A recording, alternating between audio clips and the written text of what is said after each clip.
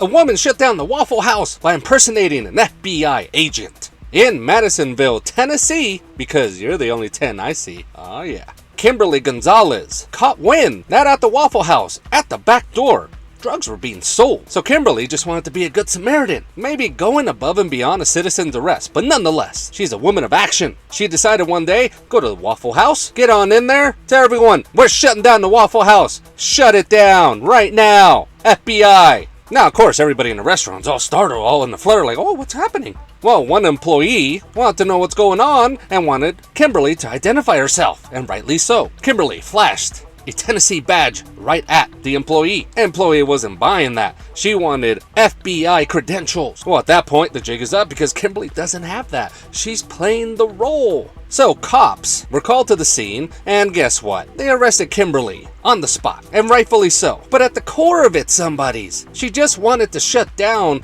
a drug ring at the back door of the Waffle House. Now, was this the right way to go about it? No, absolutely not. You never impersonate a federal agent, a police officer, or any government official. We all know that, or should know that. At the same time, Kimberly was just trying to do a good deed. Now, quite frankly, I'm just surprised that there's drugs being sold at the back of a Waffle House. Now, for all you somebodies, let me know in the comments. For all the areas that have Waffle Houses, is this a common thing? That around the Waffle House, around the area, drugs are being sold? A man ejaculates on the food at work. In Fort Collins, Colorado, Stephen Masalta has an issue with what we say chronic pleasuring. Stephen, when he's not at work, he's outside businesses and coffee shops and just looming around. And guess what? When duty calls, he whips out his member and he pleasures himself right on the spot. Now again, this is off duty. On duty, he works at the Safeway. And unfortunately, Stephen's predilection carries over to the food at the Safeway. Not just that, the unsealed food. Needless to say, the employer has had enough, called the cops, and he was brought in. And along with the fact that they also found out about his actions outside of work, Stephen was arrested for minimally indecent exposure. Now this man right here is an adult, but he's still acting like a teenager. Men, we have to learn control during our teens at some point. We know the unwritten rule. Don't take that outside. Don't take that in public. You keep it in the privacy of your own domicile. I absolutely don't need your secret sauce on the food when I go to the grocery store. I just don't. Mexico acknowledges World Sleep Day. On March 15th, Mexico City set up a big old area in front of the Monument a Revolucion as people gathered around the area with their yoga mats, their sleep masks, and their travel pillows. Many of the people that clamored are the ones that do not have a normal sleep schedule at night. So they were able to gather around with the rest of the sleep bunch and take advantage of this momentous occasion. Coincidentally, it was also as part of a protest to show everyone in Mexico, and probably the world, that sleep is essential to health and wellness. Not to mention that Mexico is listed as the most overworked country, #1. The people would like Congress to shorten their work weeks from 48 hours to 40 hours a week.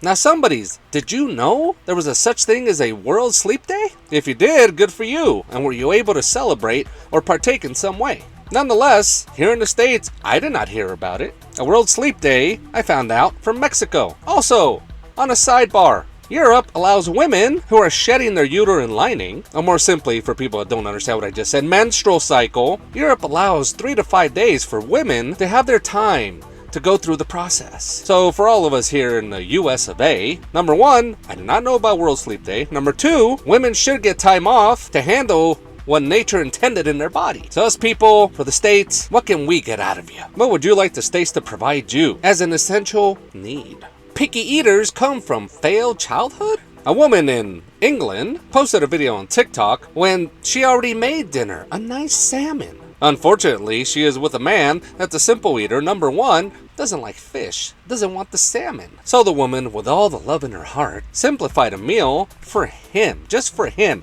a grown-ass adult, and made him homemade nachos. You go from salmon to nachos. But the big picture, the man is not open-minded to eat something different. And this happened from childhood. You know how it goes for all of us? It starts with vegetables, broccoli, carrots, tomatoes, then a different kind of meat that we don't like. We don't like the taste of that pork. We don't want to try hummus. It just doesn't look right. So doggone it, us as parents, we have to keep trying.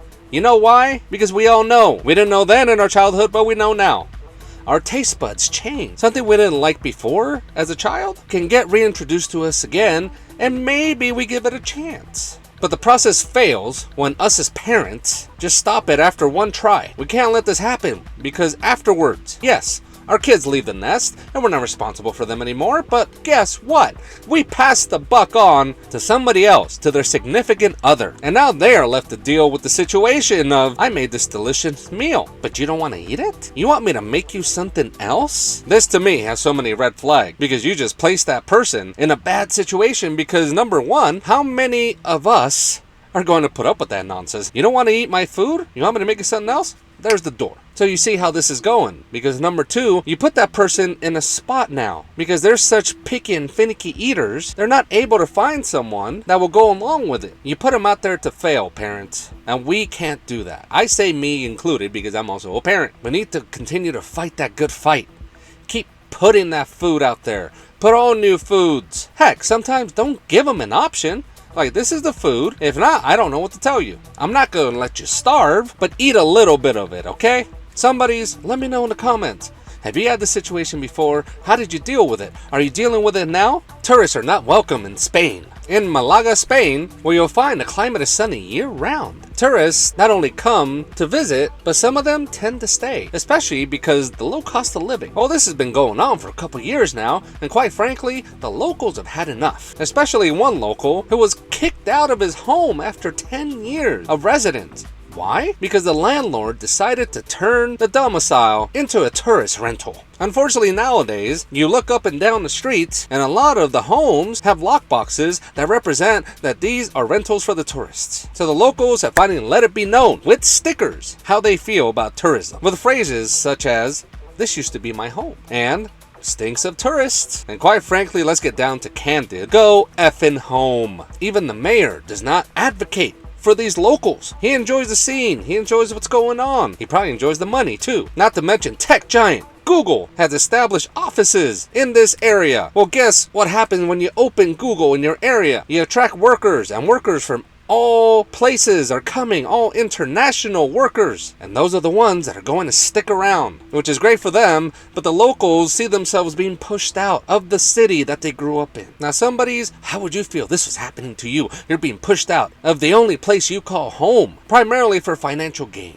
Let me know in the comments, somebodies. Are you the one to up and leave? Or are you going to stick it to the man and tell the tourists where they can shove it? Grandma will be the first to hold the newborn baby. Across the pond, a grandmother is dead set on being the first to place hands on that newborn. Every day, she texts with her daughter-in-law and asks, "Hey, when are you going to give birth?" Not in a question form either. Every other text, "Hey, do you think you'll give birth this day, that day? I just want to be prepared so I can be in there." And by in there, I mean in a delivery room. That's right. Like I said, grandma will be the first to hold that newborn baby, even if she has to deliver it herself. Now, daughter-in-law has tried to be polite about it and has mentioned, hey, I'm not really a person to want too many people in the delivery room, and quite frankly, I would just like privacy between me and my husband. That doesn't sit well with grandma. So it's on to plan B. Lets her daughter-in-law know, okay, well, we'll be in the waiting room, but as soon as we know that that newborn is about to pop out, I'm bum rushing the door and I'm getting to that baby. I will cut the cord and I will hold him and take him. Maybe, who knows? Now, to say this is an aggressive grandma, well, that's an understatement.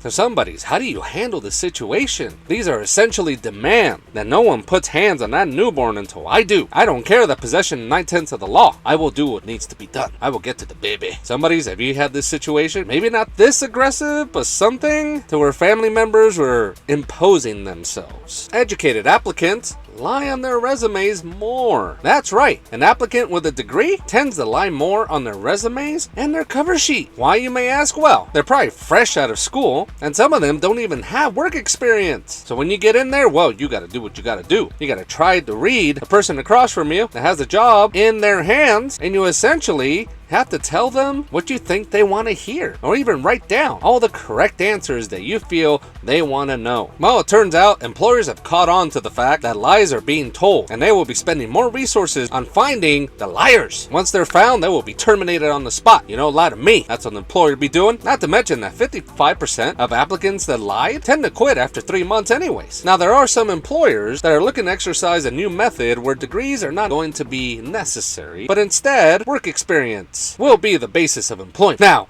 at the same time, employers are no angels themselves, especially hiring managers. They have been found out that they lie plenty, especially when it comes to the responsibilities and duties of the job, growth opportunities, and career development opportunities. They lie about it. Essentially, hiring managers become salesmen because what does a salesman do? He'll say and do what they need to do to get the sale. So essentially, when it comes to an employer, whether you're an applicant or the hiring manager, you can't trust either side. Why? Because we all lie. How many of us right now have the job that we have because we told a lie or 100? Let's be honest about it, somebody's boyfriend is disgusted by girlfriend's bathroom habits. That's right. When a man and woman are together for a certain amount of time, in this situation, 2 years, they tend to move in together. And now this is where we get to the nitty-gritty of a person. So in this case, the boyfriend was looking for something in her girlfriend's drawers. Actual drawers, not panty drawers, gentlemen. And he came across a contraption that he quite frankly couldn't make out. He asked his girlfriend what it was. Turns out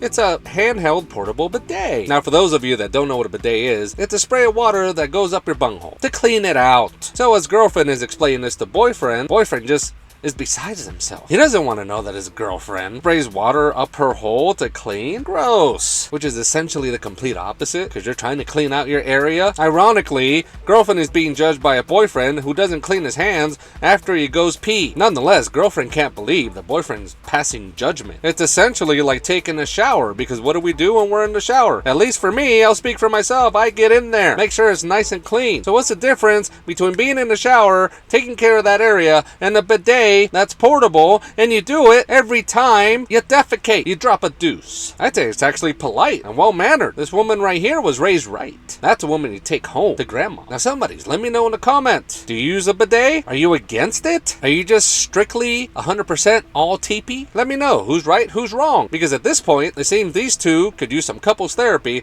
and what a session that'll be. Going in there and telling the therapist, yeah, I'm here because I clean out my butt.